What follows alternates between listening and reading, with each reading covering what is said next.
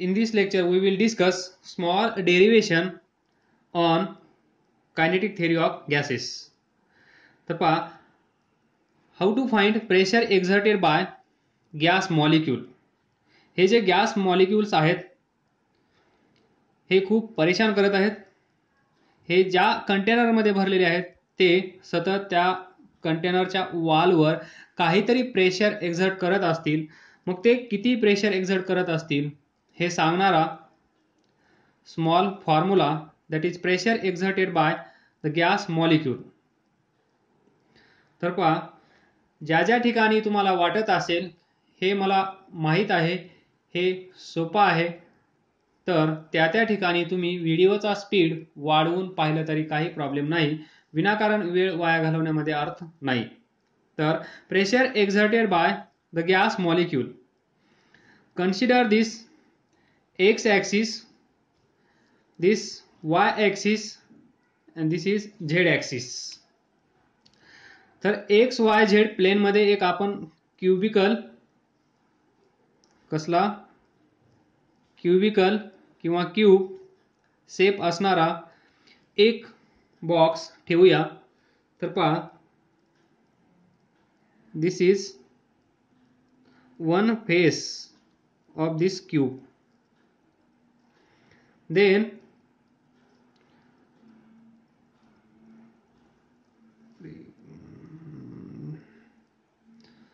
Drawing चांगलं असलं पाहिजे.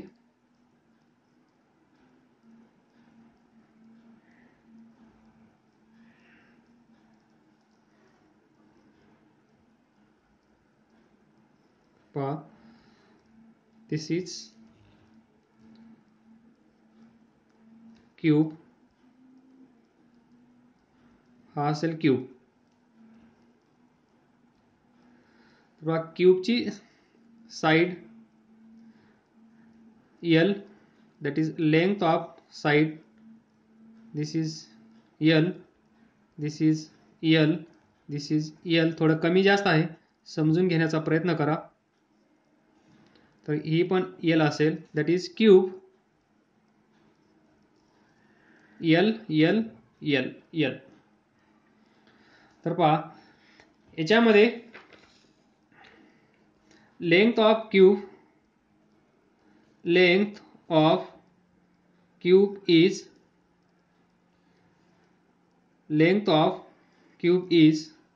L, or length of side of cube. Next, let n be number of molecules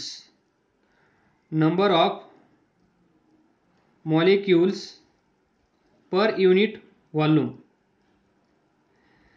जे जे डिस्कशन करून झालं आहे तिथे मी डिस्कस करत बसणार नाही. याची लेंथ तुम्हाला समजते, this side. n be the number of molecules per unit volume. एका युनिट व्हॉल्यूममध्ये या क्यूबमध्ये किती मॉलिक्युल्स आहेत, किती आहेत, n. Be number of molecules, that is n is equal to number of molecules capital N divided by volume. From this we can write number of molecules is equal to NV. Then temperature of all sides or temperature of all walls of this container or this cube is constant. Temperature is constant. तर पहा, speed of molecule आणि speed of molecule, that is velocity of molecule. इथे आपण speed of molecule म्हणणार, कारण आपल्याला माहित आहे हे जे मॉलिक्यूल्स आहेत, एक अजम्पशन आपण कन्सिडर केलं आहे, रॅन्डम मोशन. कशी आहे, रॅन्डम मोशन. त्यांची डायरेक्शन आपल्याला माहित नाहीये, ती कुठल्या डायरेक्शन मध्ये गॅस मॉलिक्यूल जात आहेत. That is इररेस्पेक्टिव्ह of direction of gas molecules. हा गॅस मॉलिक्यूल इकडे जात आहे, इकडे जात आहे, इकडे जात आहे, कशी आहे, रॅन्डम मोशन आहे. त्यामुळे आपण काय कन्सिडर करणार, speed. Speed is scalar, does not depend upon direction of this molecule. So जिथे जिथे आपण v लिहिणार त्याचा अर्थ असणार स्पीड. जरी मी चुकून वेलोसिटी बोललो तरी ते काय असेल, स्पीड. तर पहा next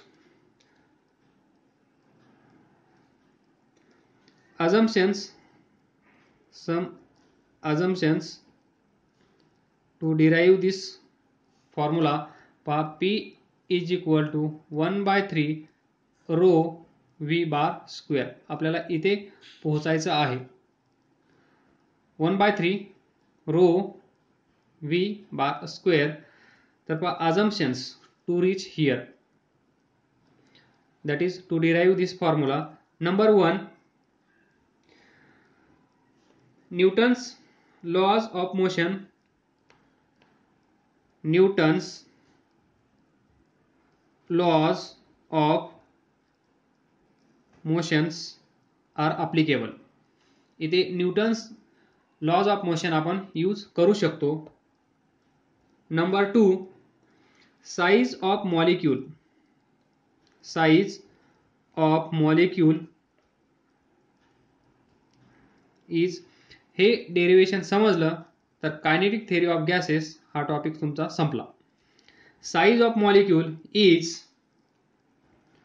very small.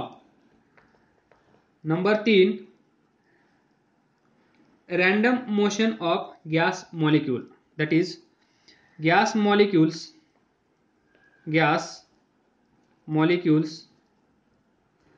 has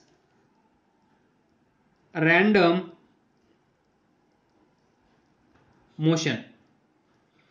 Then there is collision between gas molecules and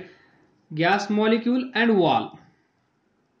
इथे कोलिजन किती होऊ शकतो याच्यामध्ये, हा समजा कंटेनर, याच्यामध्ये हे गॅस मॉलिक्यूल्स, हा एक गॅस मॉलिक्यूल, हा एक गॅस मॉलिक्यूल, यांच्यामध्ये पण कोलिजन होऊ शकतं. That is collision between this two gas molecule and collision between this gas molecule and wall of this container. म्हणजेच हे faces of this cube.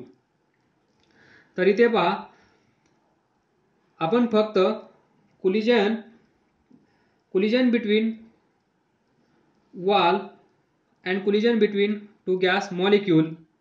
Consider only collision between walls and molecules.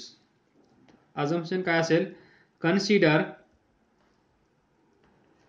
Collision between wall and gas molecule. का? कारण आपल्याला काय find करायचं आहे, the pressure exerted by gas molecule on wall of this cube, wall of container, wall of vessel. तर हा gas molecule इथे जाऊन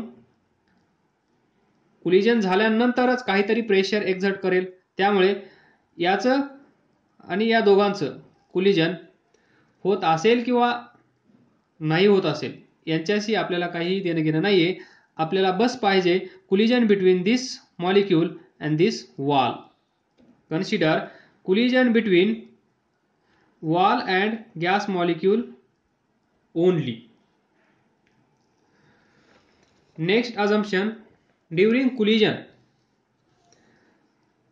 collision no force is exerted. ज्यावेळेस कोलिजन होत आहे त्यावेळेस तिथे फोर्स एक्झर्ट होत नाहीये असं आपल्याला अझ्युम करायचं आहे. No force exerted during collision. तर पहा हे आहेत अझम्पशन्स जे आपण एका लेक्चरमध्ये डिस्कस केले आहेत. Next, we know that from last lecture mean free path अजून आपण डेरिव्हेशनला सुरुवात केलेली नाही. आपण फक्त त्या डेरिव्हेशनसाठी लागणारं स्टेज तयार करत आहोत. मीन फ्री पाथ इज 1/√2 पाय डी स्क्वेअर n किंवा 1/√2 पाय डी स्क्वेअर p इथे असेल के टी. टेम्परेचर के म्हणजे Boltzmann constant, D diameter of gas molecule, P pressure. तर इथे पहा, जर आपण प्रेशर इन्क्रीज केलं, पहा इथे प्रेशर इन्क्रीज केलं, मीन फ्री पाथ काय होत आहे? मीन फ्री पाथ डिक्रीज होत आहे. जर आपण इफ प्रेशर डिक्रीज केलं तर मीन फ्री पाथ काय होत आहे? Increase. That is we will fix pressure at which there is no collision between molecules but there is collision between wall and molecule. याचा अर्थ इथे पहा, प्रेशर इन्क्रीज केल्यामुळे किंवा प्रेशर डिक्रीज केल्यामुळे मीन फ्री पाथवर इफेक्ट होत आहे. त्यामुळे आपण इथे प्रेशर काय करणार? Fix. We will fix the pressure at which there is no collision between molecules. त्या ठिकाणी त्या मॉलिक्यूलमध्ये कोलिजन होत नसेल, त्या मॉलिक्यूलमध्ये कोलिजन होत नसेल असं प्रेशर आपण कन्सिडर करणार. That is we will fix pressure at which there is no collision between molecules. म्हणजे त्या दोन मॉलिक्यूलमध्ये कोलिजन होत नाहीये असं प्रेशर एक असेल, ते प्रेशर आपण फिक्स करणार. त्यामुळे प्रेशर डिक्रीज किंवा प्रेशर इन्क्रीज, त्यामुळे मीन फ्री पाथ इन्क्रीज होते किंवा डिक्रीज होते, हा प्रॉब्लेम दूर होईल. नेक्स्ट, आपल्याला माहित आहे कोलिजन या टॉपिकमध्ये कसं होत आहे. As collision is elastic, we have considered elastic collision. म्हणजे there is no change in kinetic energy or there is no conversion of kinetic energy into heat, noise and potential energy. This is what elastic collision. म्हणजे इथून असं नाही झालं, इथून असं नाही झालं, इथून असं नाही झालं, म्हणजे हा फॉर्म इथे कन्वर्ट नाही झाला, हा फॉर्म इथे कन्वर्ट नाही झाला, हा फॉर्म ऑफ एनर्जी इथे कन्वर्ट नाही झाला, तर त्याला आपण म्हणतो इलॅस्टिक कोलिजन. तर पहा, ज्यावेळेस कोलिजन होईल, इथला एक मॉलिक्यूल आपण कन्सिडर करणार. तो मॉलिक्यूल या वॉल सोबत भिडणार आहे, या वॉल सोबत कोलिजन करणार आहे, या वॉल सोबत कोलाइड होणार आहे. तर पहा, नाउ कन्सिडर दिस गॅस मॉलिक्यूल. पहा, तो इकडे जात असेल along x ॲक्सिस, म्हणजेच Vx. याची व्हेलॉसिटी v असेल v बार, या डायरेक्शन मध्ये असेल Vx. समजा तो गॅस मॉलिक्यूल हा आहे, या डायरेक्शन मध्ये Vx, या डायरेक्शन मध्ये Vy आणि या डायरेक्शन मध्ये Vz. कंपोनेंट्स ऑफ व्हेलॉसिटी बार बार बार. म्हणजे हा गॅस मॉलिक्यूल इकडे जात असेल तर पहा, ही फेस कन्सिडर करायची आहे आपल्याला. डेरिव्हेशनला सुरुवात झालेली आहे. दिस वॉल ऑफ दिस क्यूब. तर हा गॅस मॉलिक्यूल इथे कन्सिडर करा. थोडंसं तुम्हाला व्यवस्थित वाटेल. या वॉलकडे तो जात आहे असं वाटलं पाहिजे. इथे तो तिकडे जात आहे असं वाटत नाही आहे, त्यामुळे ही पोझिशन कॅन्सल करा. हा इथे आहे आणि या वॉलवर जाऊन आदळणार आहे, स्ट्राईक होणार आहे, कोलिजन होणार आहे, कोलाईड होणार आहे, भिडणार आहे, जे काय वर्ड्स असतील ते. So let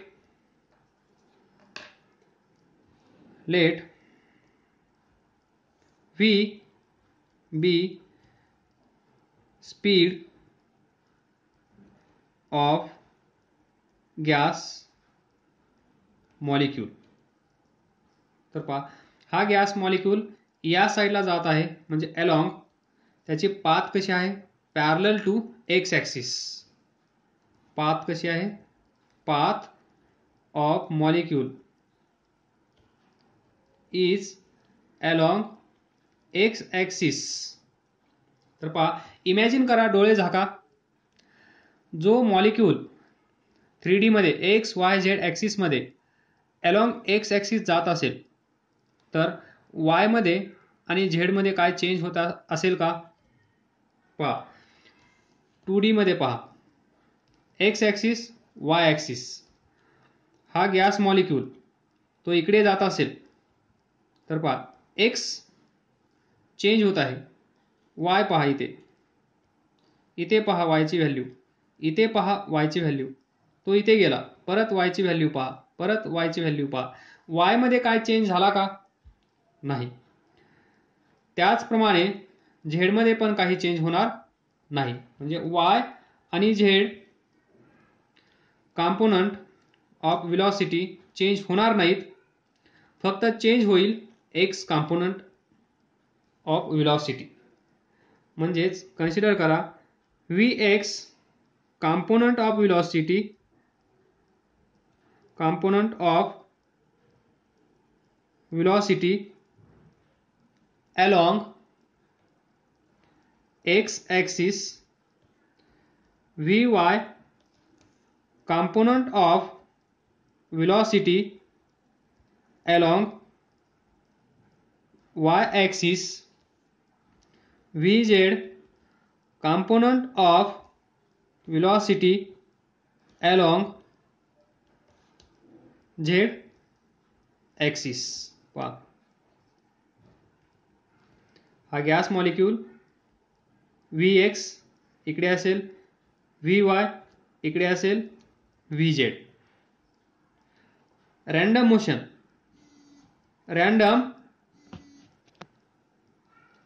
random motion of gas molecule इकडे जाऊ शकतो, इकडे जाऊ शकतो, इकडे जाऊ शकतो. पॉसिबिलिटी असू शकते. तो गॅस मॉलिक्यूल कोणत्या डायरेक्शनमध्ये जात आहे हे आपल्याला माहित नाहीये. आपण कन्सिडर करत आहोत तो गॅस मॉलिक्यूल इकडे जात आहे, त्यामुळे आपण फक्त Vx ला टार्गेट करणार. Vx. शेवटी कन्सिडर करूया Vy आणि Vz. बट इनिशियली याची एक स्पेसिफिक डायरेक्शन आपल्याला कन्सिडर करावी लागेल. ती आपण कन्सिडर केली आहे. अलॉंग एक्स ॲक्सिस तो गॅस मॉलिक्यूल जात आहे असं आपण कन्सिडर करत आहोत. बट देर आर चान्सेस,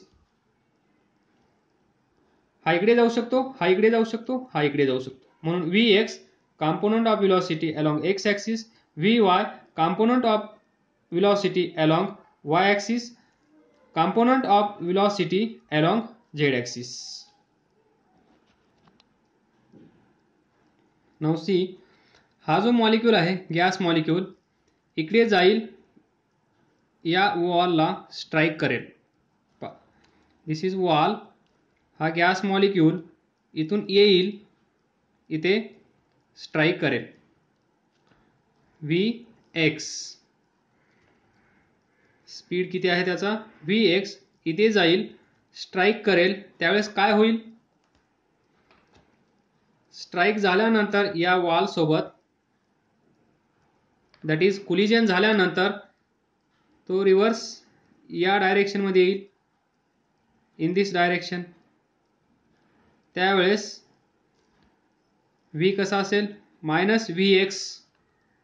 समजा याचा मास m असेल, mb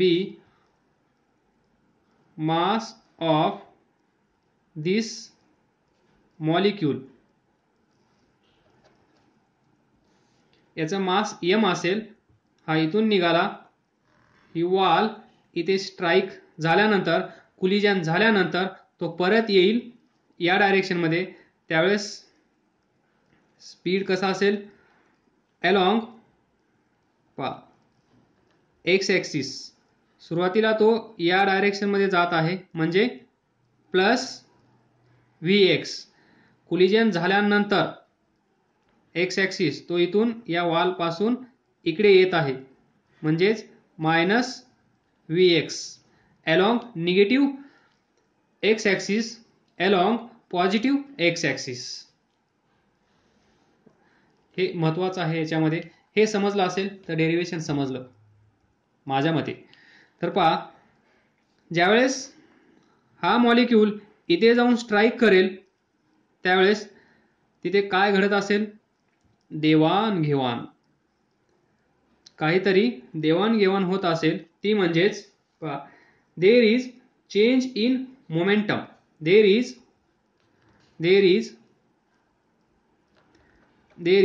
change in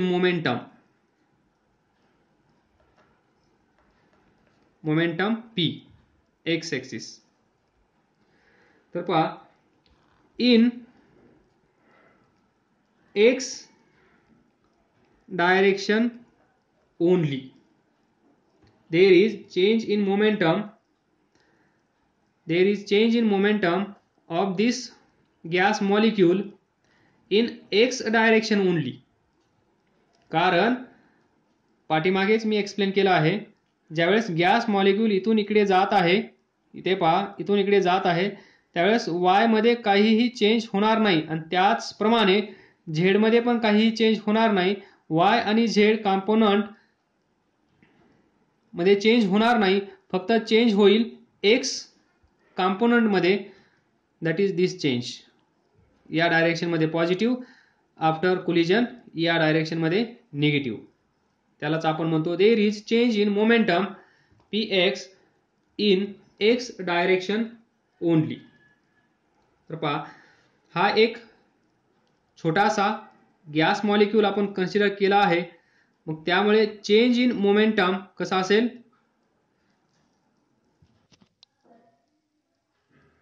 so find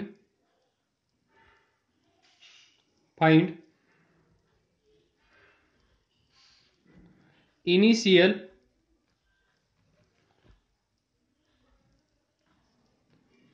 momentum of this gas molecule. किती असेल, इनिशियल डेल्टा पी एक्स 1 मास टाइम्स व्हेलॉसिटी, याचं मास किती आहे m, व्हेलॉसिटी किती आहे vx. त्यानंतर equation number 1. Now final momentum that is delta px2. delta px2 is equal to किती असेल, m मास टाइम्स व्हेलॉसिटी, व्हेलॉसिटी किती आहे minus vx, that is minus m vx, equation number 2. Then find this change in momentum. पहा, हा छोटासा मास, छोटासा gas molecule, त्यामुळे होणारा change, this delta px. So to find delta px,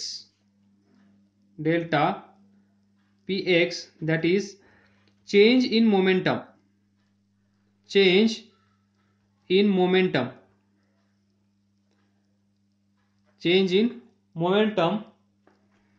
is equal to change in momentum final momentum minus initial momentum. Final momentum किती आहे minus m v x minus initial momentum किती आहे m v x किती येईल minus 2 m v x delta p x that is change in momentum during this collision. During this collision ज्यावेळेस हा gas molecule या wall सोबत collision करत असेल त्यावेळेस इथे देवाणघेवाण होईल म्हणजे तिथे काहीतरी मोमेंटम मध्ये चेंज होईल. There is change in momentum delta p x in x direction only.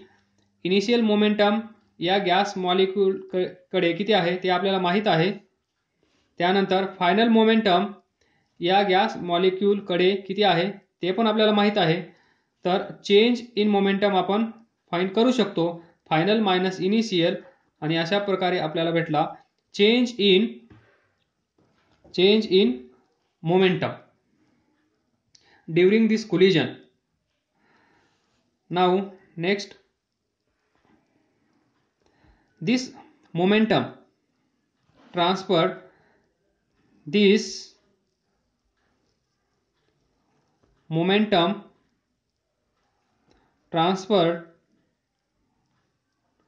to wall. ही जी वॉल आहे ड्यूरिंग दिस कोलिजन हे मोमेंटम या वॉलला ट्रान्सफर केलं जातं from this gas molecule. This momentum transferred to the wall आणि हे कसं असेल पहा मायनस 2 एम व्ही एक्स. जे मोमेंटम या वॉलला दिला आहे ते असेल along पॉझिटिव्ह एक्स ॲक्सिस. हे या डायरेक्शन मध्ये आहे. या डायरेक्शन मध्ये कसं असेल and this is plus 2mvx. तर delta px is equal to plus 2mvx. This is the momentum transferred to the wall. हे मोमेंटम असेल त्या वॉलला ट्रान्सफर केलेलं.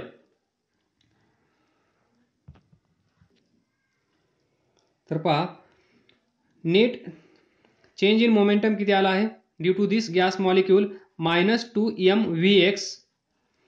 आणि हे मोमेंटम या वॉलला दिलं गेलं आहे. That is this momentum transfer to the wall. This is magnitude plus 2 m v x along this positive x axis. तर पहा next second part of this derivation. Average force exerted by one molecule on wall. ही wall आहे. हा gas molecule हा काहीतरी इथे force exert करेल.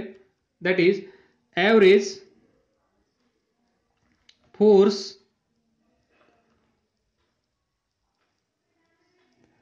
exerted by this molecule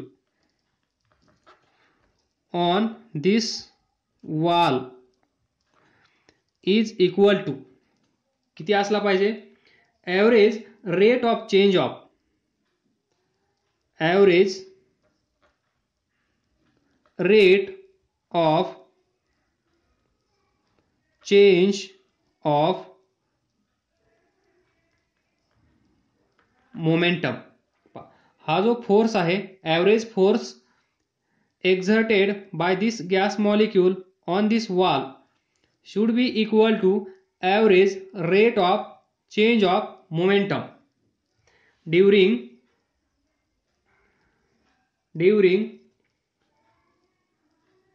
this collision or during time for one collision. This collision म्हणजेच one collision. या कोलिजनमध्ये average rate of change of momentum आपल्याला माहीत आहे. चेंज इन मोमेंटम आपल्याला माहीत आहे. ते इक्वल टू असेल average force exerted by this molecule on this wall. तर मग हा फोर्स कसा फाइंड करायचा, हे लॉजिक तुम्हाला खूप पाठ करावं लागेल. या डेरिव्हेशनमध्ये हे खूप महत्त्वाचं आहे. या ठिकाणी फोर्स किती एक्झर्ट केला असेल, that is average rate of change of momentum during this collision or during time for one collision. हे एक कोलिजनचा जो कालावधी आहे तेवढ्या वेळेत झालेलं change in momentum is equal to असेल average force exerted by this gas molecule.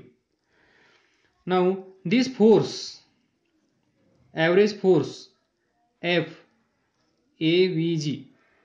FAVG is equal to change in momentum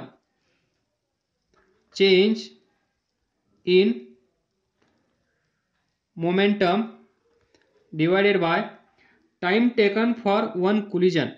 Time for one collision.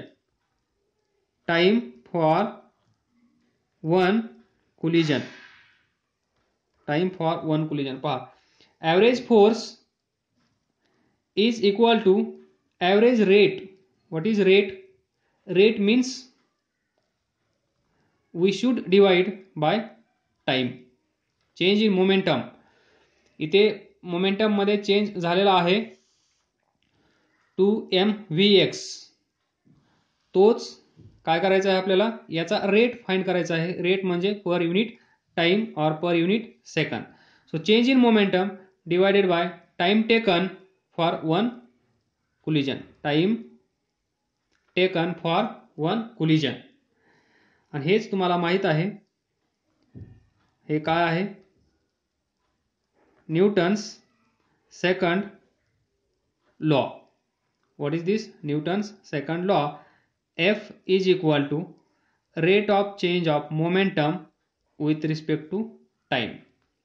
F is equal to average force dp म्हणजेच change in momentum, delta p म्हणजेच dp for small time interval.